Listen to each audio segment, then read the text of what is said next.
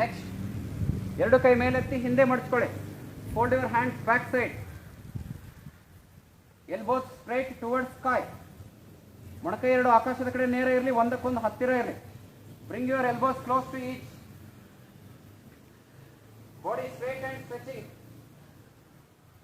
ನೇರಗೊಳಿಸಿ ಶರೀರವನ್ನು.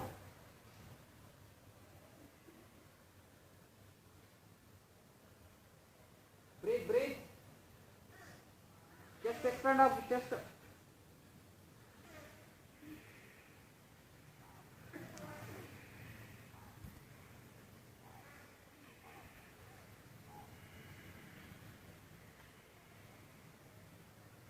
ಕೈ ಮೇಲೆ up, straight and down slowly.